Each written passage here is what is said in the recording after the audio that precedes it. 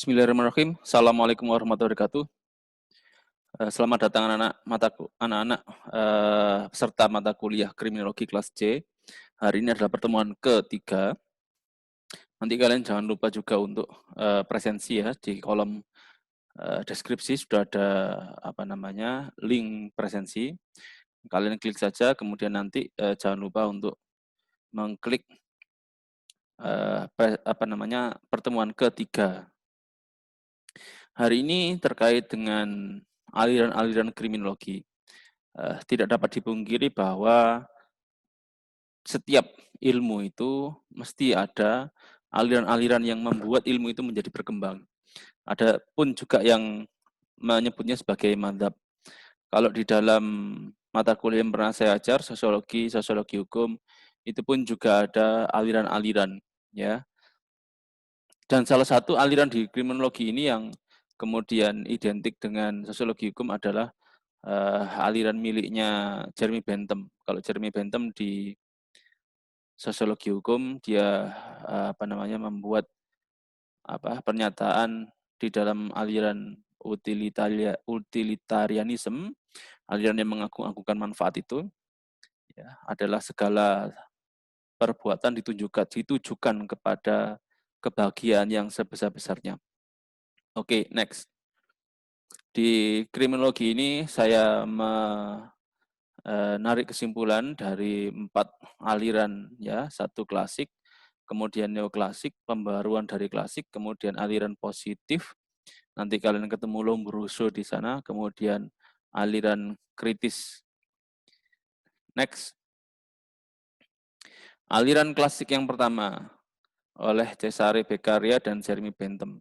Manusia dilahirkan dengan kehendak bebas, sehingga manusia memiliki hak asasi untuk menentukan hidup dan pilihannya. Jadi, kejahatan menurut aliran klasik adalah disebabkan karena manusia itu punya kehendak bebas. Dia berhak menentukan, dia bebas menentukan, dia bertindak mau kemana. Ya. Sehingga, aliran klasik ini cenderung menyebut bahwa penjahat itu adalah karena faktor individu itu. Kemudian karena juga manusia itu dilengkapi dengan inteligensi dan rasionalitas, maka dia mampu untuk mengontrol dirinya sebagai individu sebagai individu di dalam masyarakat. Sehingga letak kesalahan atas kejahatan yang dilakukan itu adalah lebih terletak kepada pelaku atau orang berbuat jahat itu. Next, berikutnya.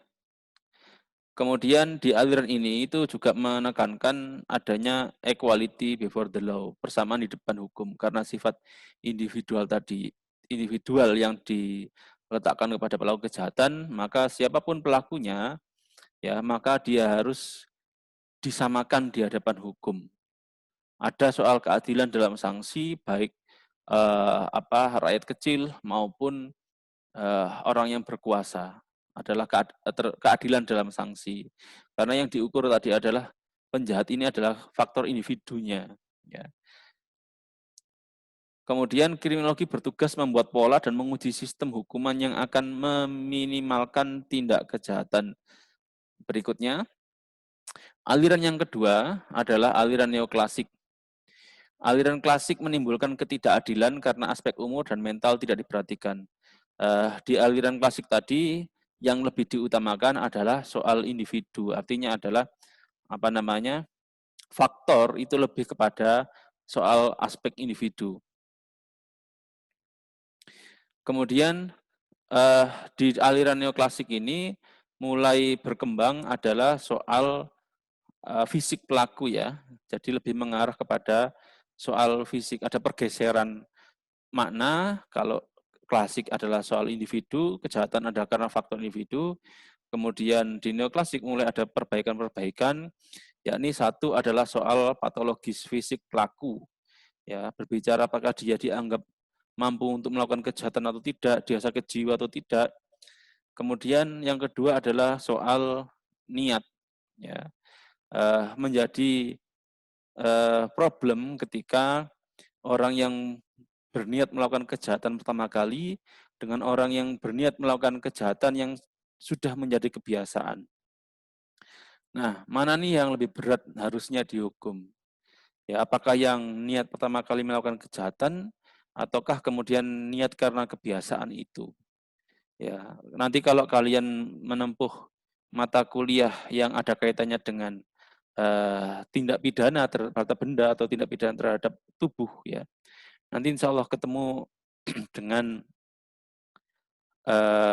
pasal-pasal ya yang terkaitannya dengan niat mana yang pertama, pasal yang kaitannya dengan niat pertama kali dan pasal yang terkait perbuatan karena perbuatan yang dilanggar yang dianggap biasa.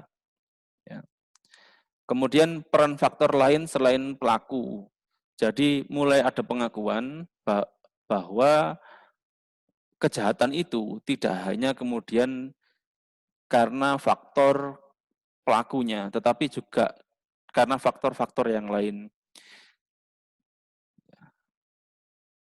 Faktor yang lain itu apa saja? Jadi faktor yang lain itu adalah soal lingkungan, ya, soal kemudian dia ketemu dengan hal-hal yang kompleks, atau dalam arti dia ketemu dengan tantangan-tantangan yang lainnya, atau dalam hal ini adalah dia ketemu dengan peradaban-peradaban itu. Ya, kalau saya ngajar di mata kuliah sosiologi, ya, orang bermasyarakat itu tindak tanduknya itu lebih dipengaruhi apa?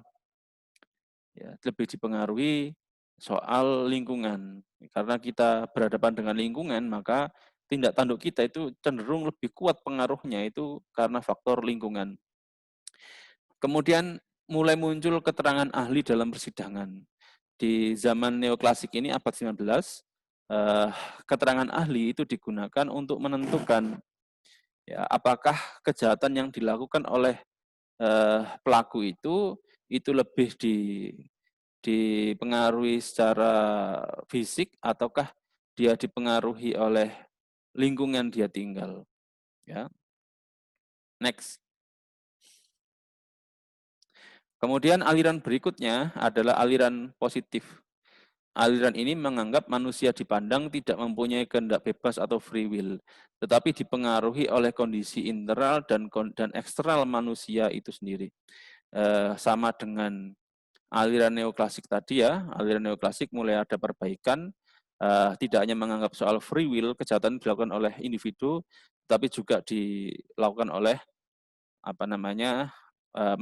dipengaruhi oleh keadaan-keadaan di luar. Dan di aliran positif ini persis ya, karena kejahatan itu dipengaruhi oleh kondisi internal dan eksternal manusia itu sendiri. Kemudian aliran ini menganjurkan agar pelaku tidak perlu dihukum. Wah, ini enak ini kalau pelaku tidak perlu dihukum. Maka orang pun bebas untuk melakukan kejahatan, ya, karena ia hanya dianggap korban keadaan.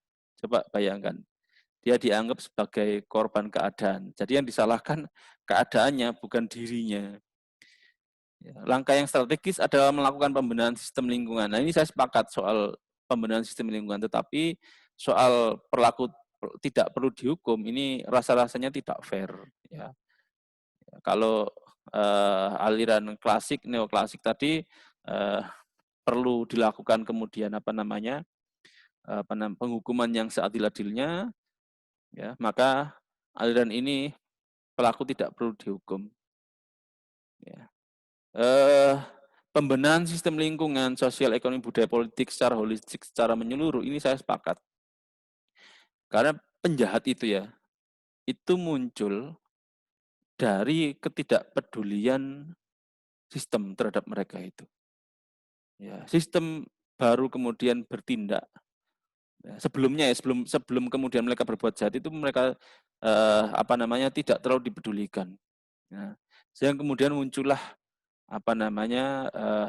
penjahat-penjahat itu. Ya, orang yang kemudian merasa tidak dipedulikan itu akan menganggap bahwa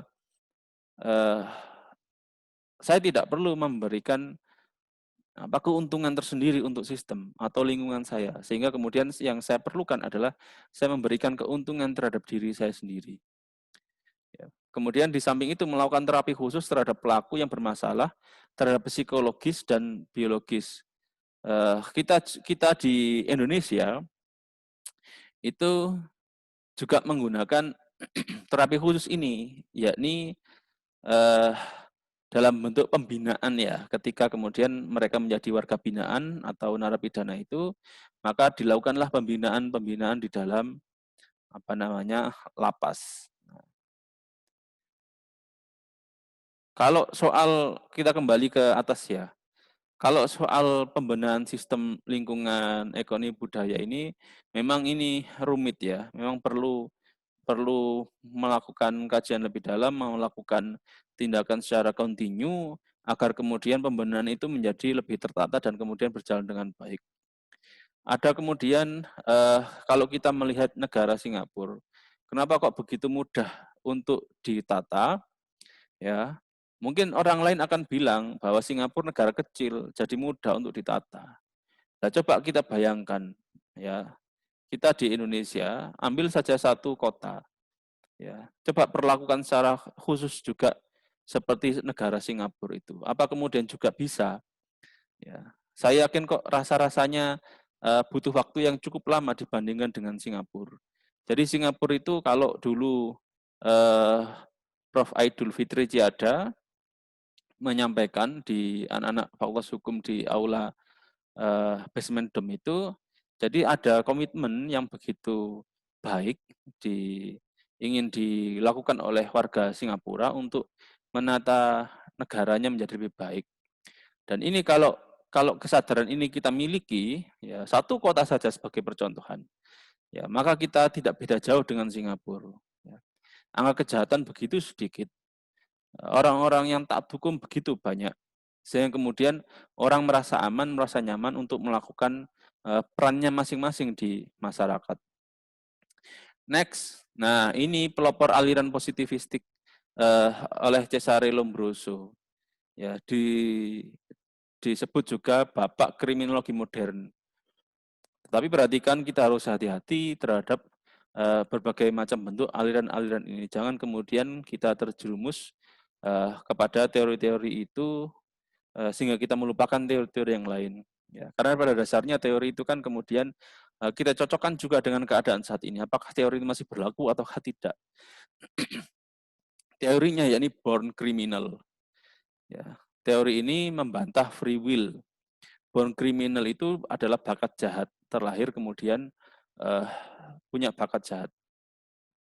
Apakah saya ketika pertemuan 1, pertemuan 2 itu mengikuti born criminal ini? Tidak. Ya, karena dasarnya pikiran saya adalah orang terlahir itu dia belum mengerti mana yang baik, mana yang buruk. Ya, sehingga kalau saya nggak berkiblat dari Bapak kriminologi modern Cesare Lombroso ini, karena kalau saya sebutkan lebih jauh yang bawah itu ya, dai sempit dan sebagainya, itu saya tidak sepakat sama sekali. Next, inti dari ajaran Lombroso, penjahat adalah orang yang memiliki bakat jahat.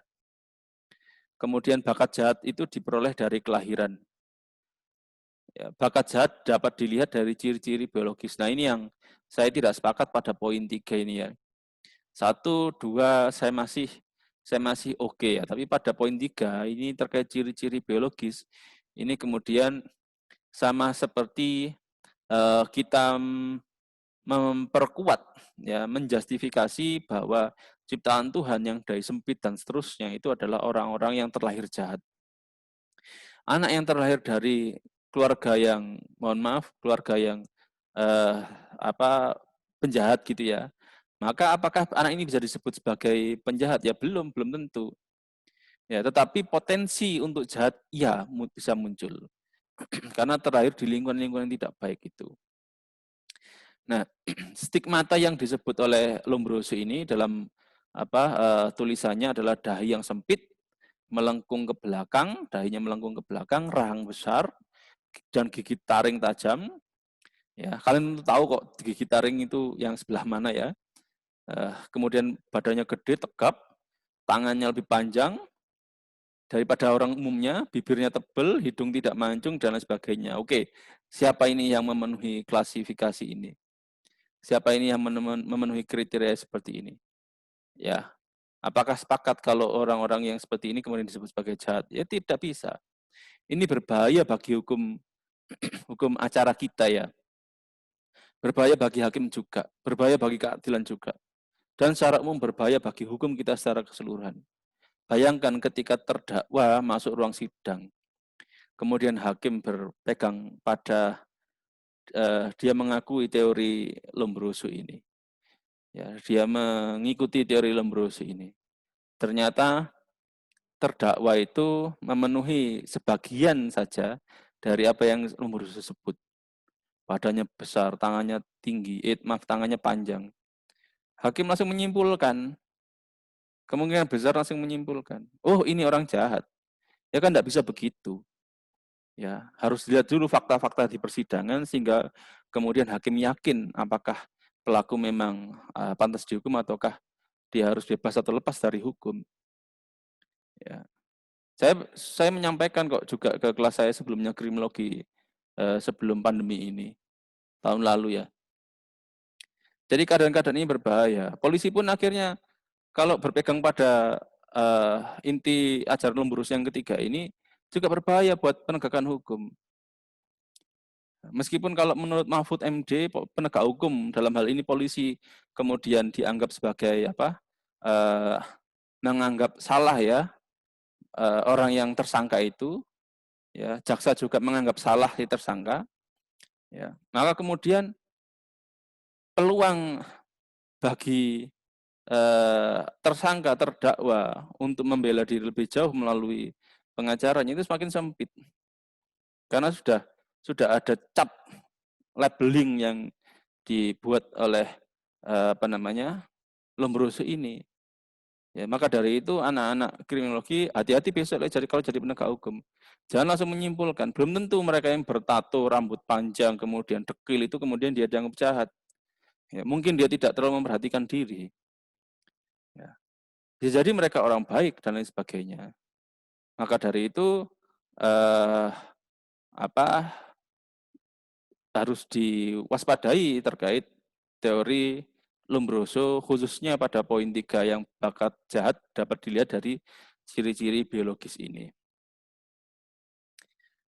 Next. Kemudian muncul aliran yang keempat. Aliran kritis juga dikenal dengan istilah critical criminology atau kriminologi baru.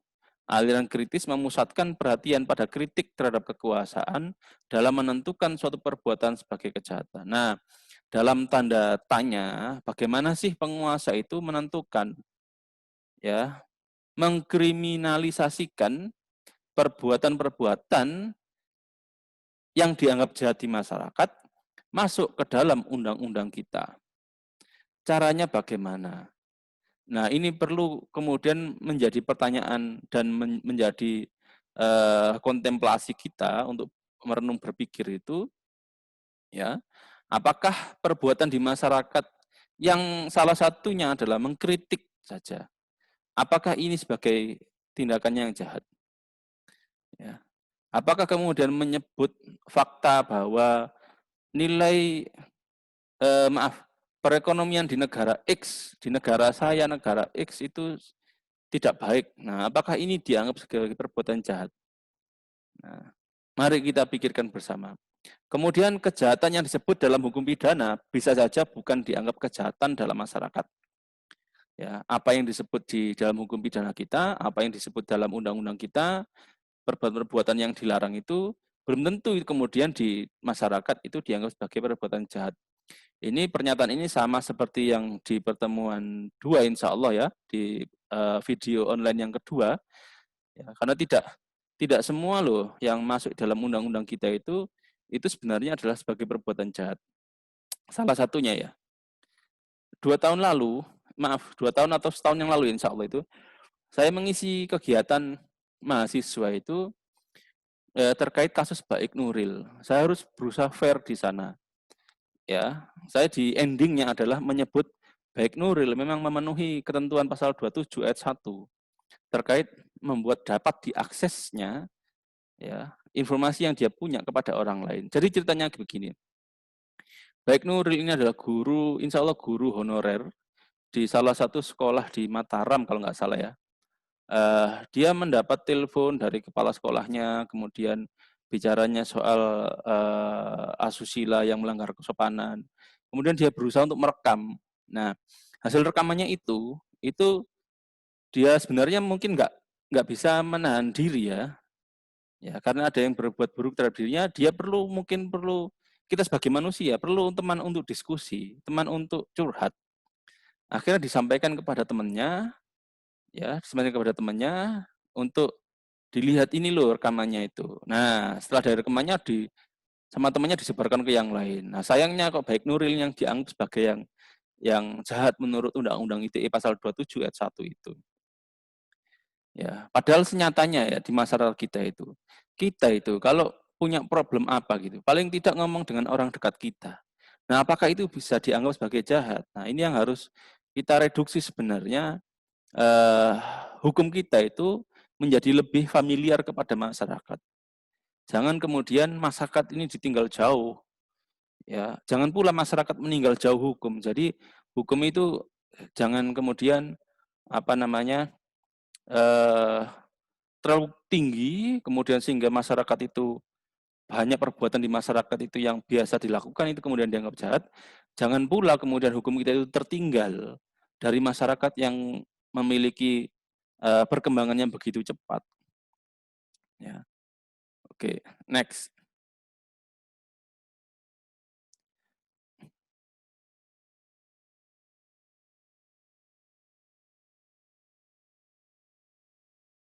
Oke, sekian dan terima kasih. Eh, Pertemuan saya hari ini insya Allah membawa manfaat ya, dan saya doakan membawa manfaat. Kemudian doa saya juga semoga pandemi ini cepat berakhir dan kita ketemu di kelas. Saya akhiri, wassalamualaikum warahmatullahi wabarakatuh.